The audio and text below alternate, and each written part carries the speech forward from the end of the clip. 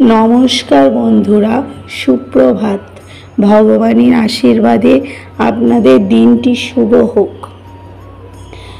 আজ আমরা ভগবানের এমন কিছু শক্তিশালী মন্ত্রের কথা আলোচনা করব, যেগুলি শ্রবণ করলে এবং আপনারা যদি এই মন্ত্রগুলি প্রত্যেক দিন ব্যবহার করেন, তাহলে আপনাদের জীবনকে শান্তি দেবে এবং আপনাদের চলার পথকে কঠিন থেকে সরল করবে।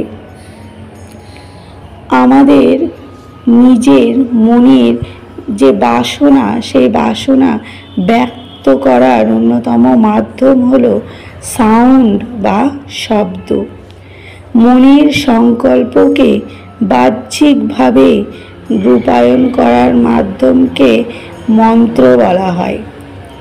আর মন্ত্রের সঙ্গে প্রকৃতিজাত বস্তু, প্রাণী বা গাছের সন্নিবেশ করে যে সংকল্প রচনা করা হয়, তাকে তন্ত্র বলা হয়। তবে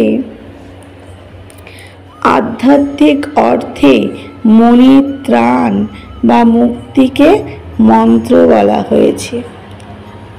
এখন জেনে নেওয়া যাক কখন কোন মন্ত্র ব্যবহার করা উচিত। ঘুমাবার আগে নিজের বালিশে প্রণাম করে বলবেন, ওং শয়নী শ্রী পদ্মনাভায় নমঃ। এতে আপনার ঘুমের সময় নানা রকম যে স্বপ্ন, বাজে স্বপ্ন দেখবেন না। আপনারা ঘুম থেকে উঠে ভগবানের ছবির দিকে প্রণাম করে হরে কৃষ্ণ মহামন্ত্র 3 বার জপ করবেন বাসি বিছানায়, এবং ভগবানকে আপনার আরেকটি দিন উপহার দেওয়ার জন্য ধন্যবাদ জ্ঞাপন করবেন। দ্বিতীয়, জন্ম সংবাদ শুনলে বলবেন আয়ুষ্মান ভব, এবং মৃত্যু সংবাদ শুনলে বলবেন বিদ্যান লোকান সগচ্ছতু। খাবার আগে, কোনো কিছু খাওয়ার আগে বলবেন ওং শ্রী জনার্দনায় নমঃ। এবং যদি কখনো বিপদে পড়েন, তাহলে ভগবানের নাম স্মরণ করবেন এবং বলবেন ওং শ্রী মধুসূদনায় নমঃ। যে কোনো কাজ শুরু করার আগে বলুন ওং তৎসৎ। মাতৃ প্রণাম মন্ত্র।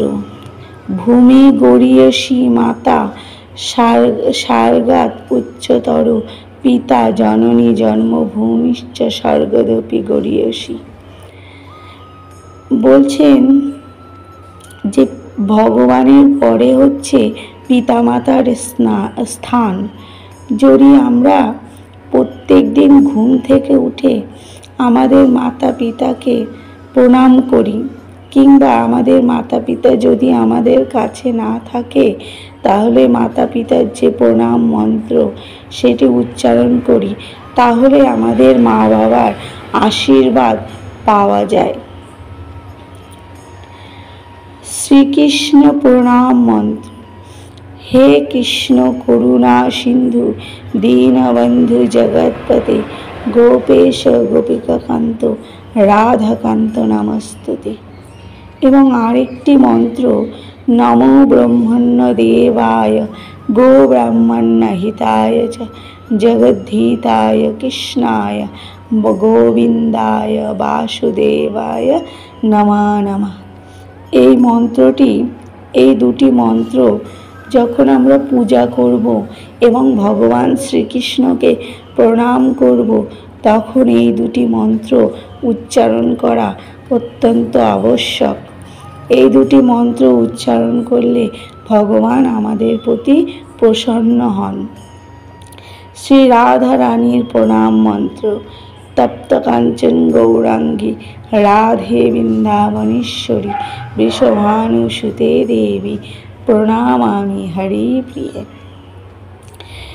ভগবানের অত্যন্ত প্রিয় হলো রাধারানী। তিনি তার নামের আগে রাধারানীর নাম উচ্চারণ করেন। তিনি রাধারানীর এত ভালোবাসেন যে তার নামের আগে রাধারানীর নাম উচ্চারণ করলে তিনি অত্যন্ত খুশি হয়। তাই সেই রাধারানীর প্রণাম মন্ত্র যখন আমরা উচ্চারণ করব তখন ভগবান অত্যন্ত আমাদের প্রতি প্রসন্ন হবেন। দেহ শুচির মন্ত্র ওং অপবিত্র পবিত্র বাং সর্বাবস্থাঙ্গত বিবা যৎসরেৎ পুণ্ডরিকাক্ষং সবাজ্য অভ্যন্তরে শুচি।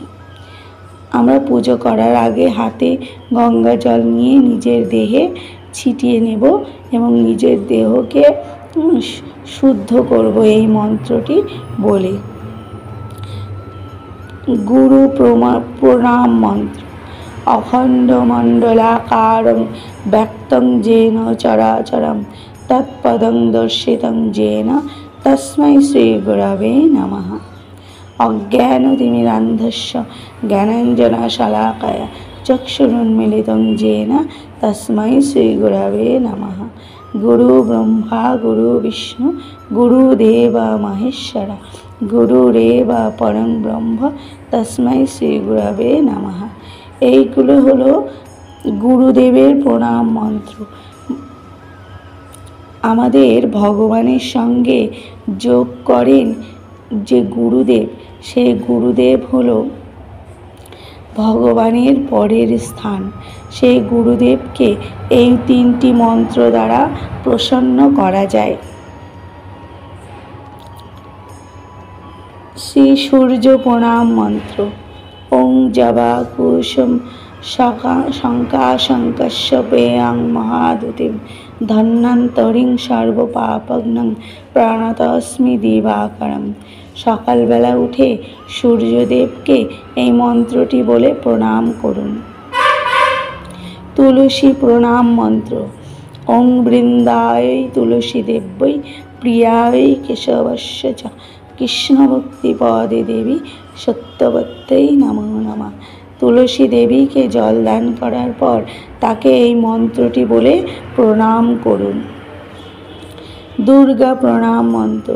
সর্বমঙ্গল মঙ্গলে শিবে সর্বার্থ সাধিকে শরণ্যে ত্র্যম্বকে গৌরী নারায়ণী নমস্তুতে। দুর্গা দেবীকে এই মন্ত্রটি বলে প্রসন্ন করবেন। শ্রী বিষ্ণু প্রণাম মন্ত্র।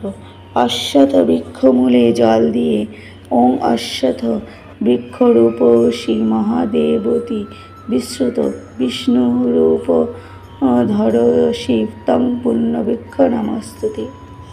বলছেন যে শ্রী বিষ্ণুকে এই মন্ত্রটি দ্বারা তুষ্ট করা যায়। গায়ত্রী প্রণাম মন্ত্র।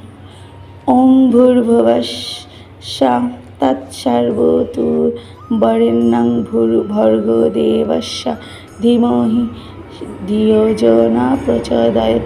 ওম। এই মন্ত্রগুলি যদি আপনারা আপনাদের জীবনে প্রয়োগ করেন তাহলে আপনাদের জীবনে শান্তি লাভ করবেন। মনকে শান্ত করবে এই মন্ত্রগুলি উচ্চারণ করলে। প্রত্যেক দিন আপনাদের সময় মতো এই মন্ত্রগুলি উচ্চারণ করে দেখুন, আপনাদের মন শান্ত হবে এবং আপনাদের জীবনে চলার পথকে অনেকটাই সরল করবে। হরি বল, রাধে রাধে।